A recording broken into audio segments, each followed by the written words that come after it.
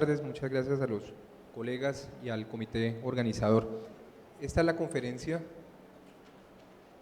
que me pidió el comité organizador que presentara y se llama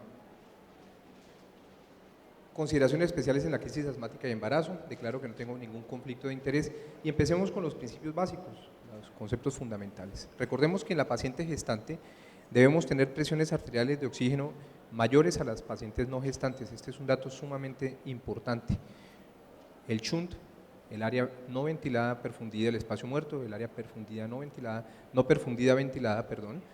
el aporte de oxígeno que está determinado por el producto del gasto cardíaco, por el contenido arterial de oxígeno y a su vez el contenido arterial de oxígeno derivado de la ecuación de Fick, dependiente de la hemoglobina, de la saturación de oxígeno y de la presión arterial de oxígeno.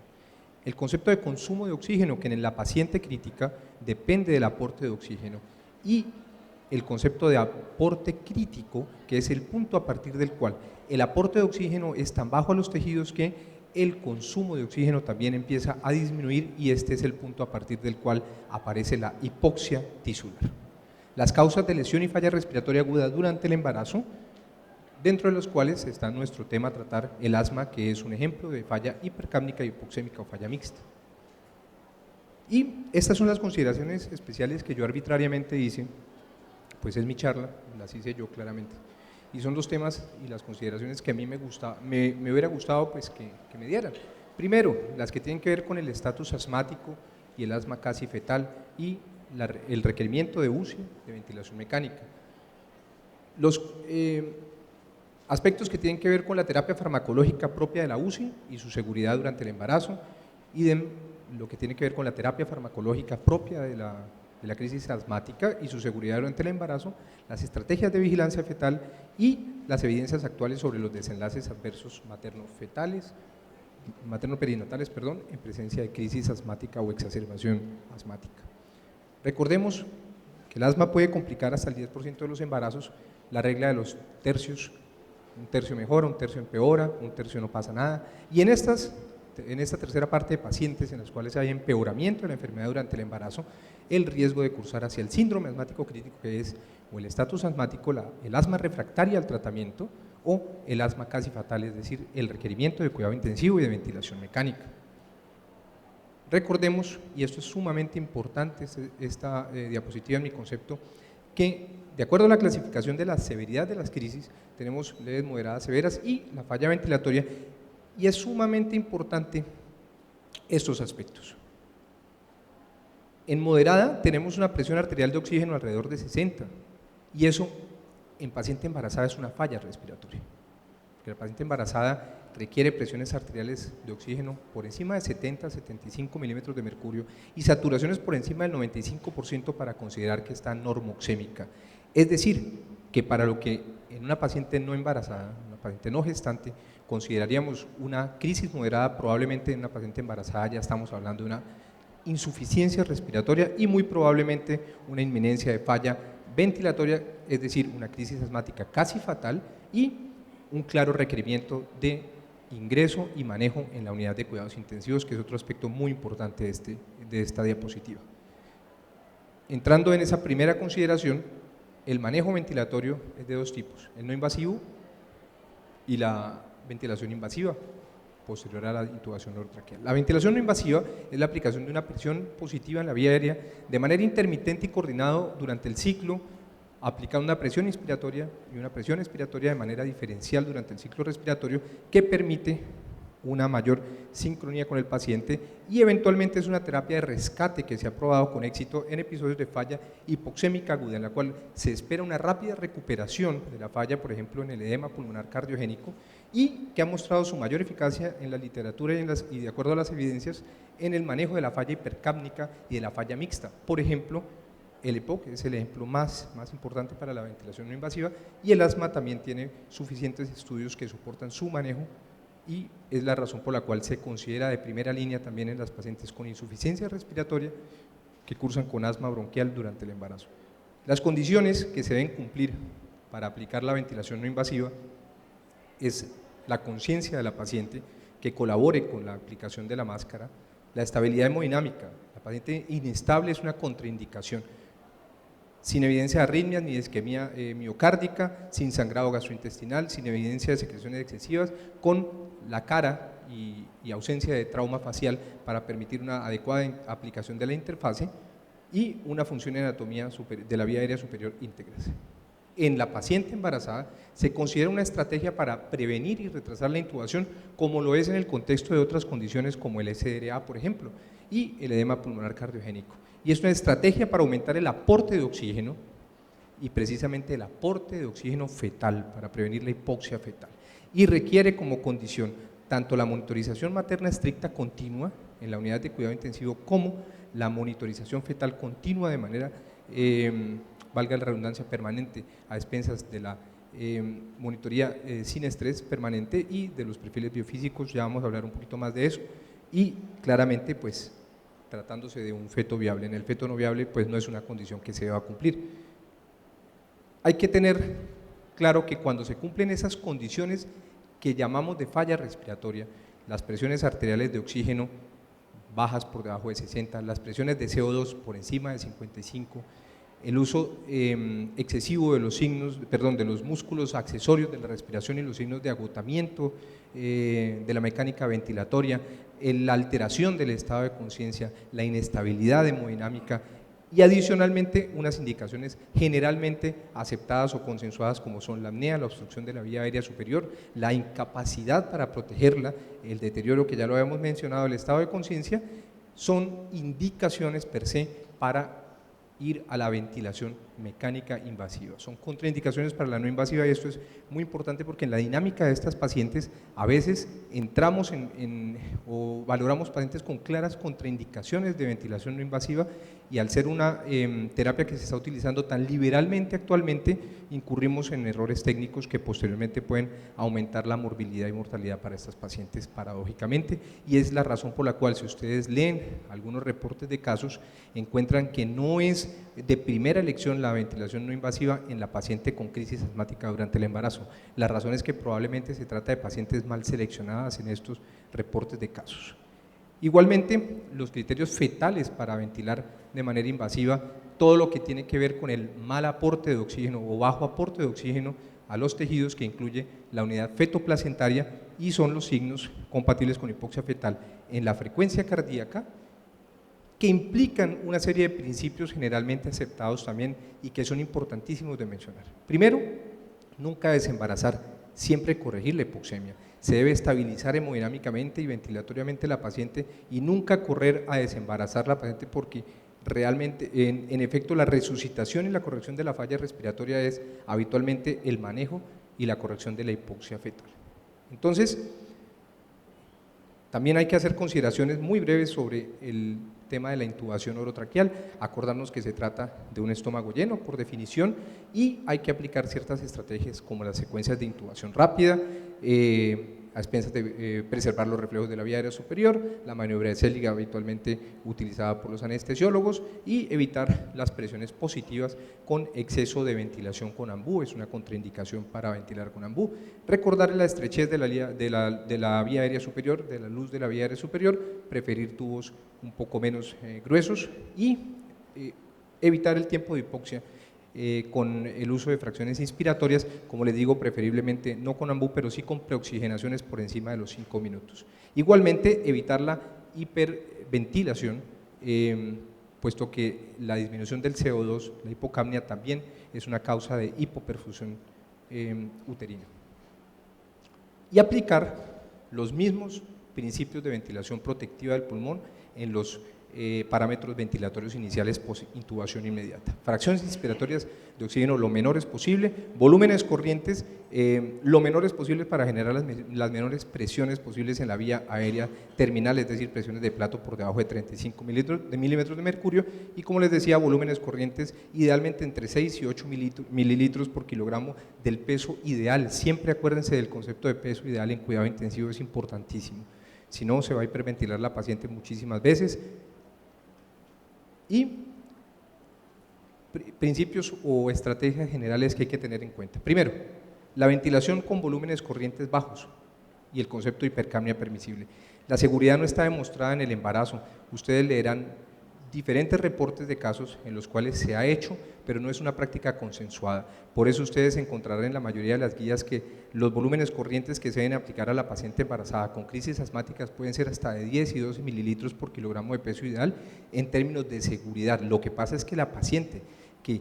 tiene una hiperventilación muy importante y una falla respiratoria que viene cursando desde horas atrás, eventualmente puede tener unas presiones intratorácicas muy aumentadas y puede tener unas presiones en la vía aérea demasiado elevadas que pueden cursar hacia un claro barotrauma y volutrauma a expensas de volúmenes corrientes mayores. Por eso, algunos autores han propuesto que se debe utilizar en términos de monitoría de manera óptima la manometría esofágica para el cálculo del PIB y de los volúmenes corrientes óptimos. Un requisito adicionalmente, la monitoría fetal continua, siempre en paciente en cuidado crítico, es una condición sine qua non. Y igualmente, algunas consideraciones prácticas para el uso de los modos asistido controlados. Acuérdense que son pacientes que están hiperventilando, tienen aumento del atrapamiento de aire a expensas de la disminución del tiempo de la expiración con generación de autopip y mayores presiones en la vía aérea terminal que van a redundar en aumento de la presión intratorácica, disminución del retorno venoso y caída del gasto cardíaco, que es lo que llamamos vulgarmente inestabilidad hemodinámica. Para esas pacientes las estrategias son analgesia, sedación, relajación cuando está indicado. Otra estrategia, la mezcla de gases y el helio con mezclas de 70-30, 80-30 con helio, oxígeno 80, helio 30, para disminuir el índice de Reynolds y permitir un cambio de flujos turbulentos a flujos laminares, disminuir las resistencias en la vía aérea y optimizar el intercambio de gases. Igualmente la relajación muscular, estudio Acurasis multicéntrico bien diseñado para pacientes en falla hipoxémica, demuestra la disminución de la mortalidad en los pacientes en los cuales se aplicó relajación muscular durante las primeras 48 horas de intubación en comparación con los controles en los cuales no se hizo, y el cisatracurium es un medicamento clase B según la FDA.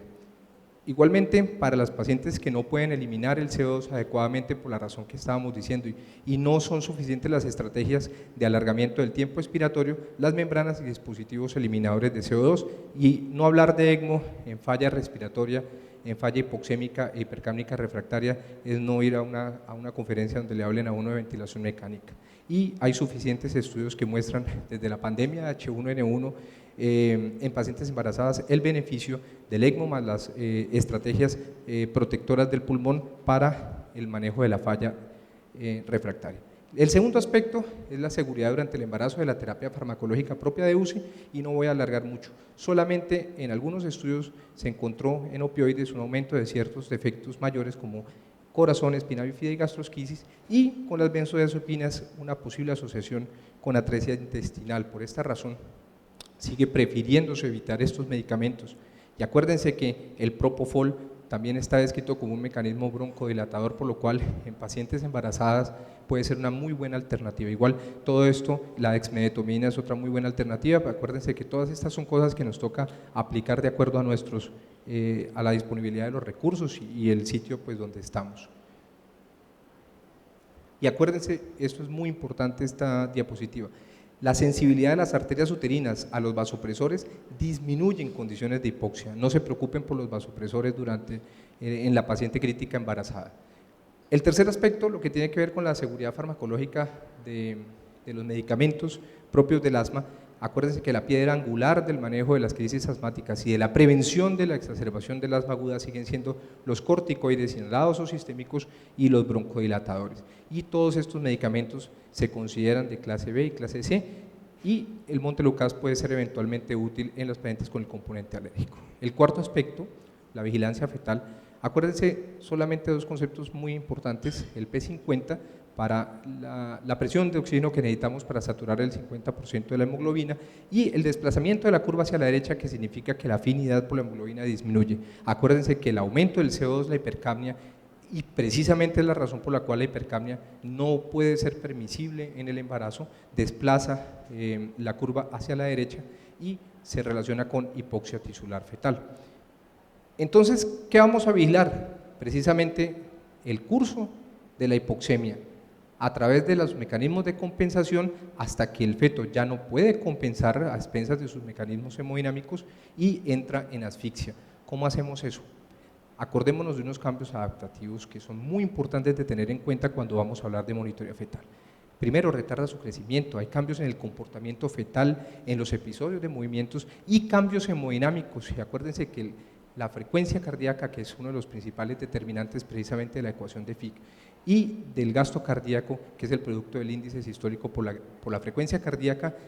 que precisamente hace referencia al concepto de aparato cardiodémico, aparato cardiovascular, es decir, circuitos y bomba, son los mecanismos que nosotros debemos medir a través del Doppler, de la cardiotocografía y del perfil biofísico. Práctico, en la cardiotocografía, la variabilidad que existe en los estudios, pero la utilidad precisamente en la observación de la frecuencia cardíaca fetal, que es el mecanismo compensatorio que nosotros tenemos que observar. Eso es lo útil de este método diagnóstico. En el perfil biofísico fetal, las variables que probablemente son menos dependientes, las que tienen que ver con el comportamiento fetal y adicionalmente el líquido amniótico, que es un concepto absoluto. No puede haber ningún mecanismo diferente a la hipoxia, bueno, diferente a la ruptura de membranas, en la observación de un perfil biofísico en un feto con oligohidramnios. Eso es un concepto muy importante y es dinámico precisamente, y se debe poner en contexto con los que vienen a continuación. El Doppler de la arteria uterina es un concepto que le tenemos que dar cada vez más importancia, porque es el único método que en este momento tiene un número abundante de estudios aleatorizados, controlados, que con un número también muy grande de pacientes demuestra la disminución del riesgo de mortalidad y está siendo implementado precisamente por las guías prácticas de manejo de sociedades claramente reconocidas como un método de monitorización del bienestar fetal en condiciones de hipoxia. Ese modelo de hipoxia placentaria es perfectamente aplicable a cualquier modelo de hipoxia, no tenemos estudios mejores ni mejores evidencias, debemos hacer parangones y eso también es un concepto de medicina basada en las evidencias. Y recordar precisamente que el seguimiento de estos cambios hemodinámicos va desde las fases de Doppler silente, pasando a las fases de redistribución temprana, los cambios sobre la arteria umbilical, posteriormente la redistribución observada en la vasodilatación a nivel cerebral, finalmente la desaparición total de los flujos de diástole y lo que empieza a predecir los cambios sobre el sistema cardiovascular precisamente con disminución sobre el gasto cardíaco derecho y un cambio de los flujos hacia el ventrículo izquierdo con finalmente la caída del gasto cardíaco y los signos que se van a observar en la fase 4 en los aspectos del Doppler venoso y que tienen que ver con la falla cardíaca clara del feto. Son una serie de mecanismos que tienen una secuencia histórica, una secuencia fisiopatológica que tenemos que tenerla en cuenta porque es la misma manera como seguimos un paciente adulto, no es ni muy diferente a lo que se hace en ecocardiografía de los adultos. Y desde el aumento de las resistencias o índice de pulsatilidad de la arteria umbilical hasta los flujos reversos en el ducto venoso, tenemos precisamente una secuencia fisiopatológica que la tenemos claramente identificada para otros modelos de hipoxia fetal, como son los relacionados con la placenta, que deben ser nuestra consideración para hacer en términos de monitoría fetal en el futuro. Further studies are necessary, clarísimo. Y la quinta consideración especial es la que tiene que ver con las evidencias actuales sobre la severidad y la presencia de crisis y el efecto sobre el feto. Se hace un metaanálisis, se reúnen estas bases, se divide en 4 subgrupos que tienen que ver con las exacerbaciones, el bajo peso, el parto pretérmino y la preeclampsia. Se hacen unas definiciones claras para cada uno, 2.500 gramos al nacer, menos de 37 semanas, tensión más de 140/90 y proteinuria de 300 miligramos o más en 24 horas. Se hace una calificación para cada estudio que va de alta, media y baja. Y la calificación se da con 2 y un punto de acuerdo a la comparabilidad de los grupos, la representatividad de la muestra, el cumplimiento o no de las definiciones que están aquí, el diseño que sea prospectivo o no prospectivo y el número de pacientes mayor de 100 o menor de 100, eso le da 2 o 1 punto y se considera en esta selección de este metaanálisis que 2 estudios son de criterio alto, uno de criterio medio, uno de criterio bajo y de acuerdo a estos, se deduce en los resultados del metaanálisis que en cuanto al bajo peso, al nacer las exacerbaciones agudas se relacionan claramente con un aumento del riesgo relativo con estos intervalos de confianza en comparación con las pacientes no asmáticas y sin exacerbaciones. En cuanto al parto pretérmino y a la preeclampsia, Los 4 metaanálisis arrojan como resultado que no hay ninguna diferencia estadísticamente significativa en cuanto al riesgo relativo de hacer ninguna de esas complicaciones. Y me permití traer esta última que me parece muy interesante, y son los 2 estudios, un metaanálisis y una revisión sistemática con 16 estudios que permiten descartar las malformaciones mayores y solamente asocia ciertas malformaciones menores, específicamente el labio leporino y paladar hendido, en una cohorte entre 1975 y 2012, y en segundo lugar este estudio, que es una cohorte muy extensa de 36.587 embarazos en la provincia de Quebec en estos 20 y pico de años de seguimiento, en el cual se observa un aumento de malformaciones en general de 19% de prevalencia versus 11 y 12% solamente en las pacientes que tuvieron exacerbaciones severas o crisis asmáticas severas. Entonces, para llevar a casa, diría yo, la prevención de la severidad de las exacerbaciones y de las complicaciones maternofetales se relacionan claramente con la adherencia al tratamiento.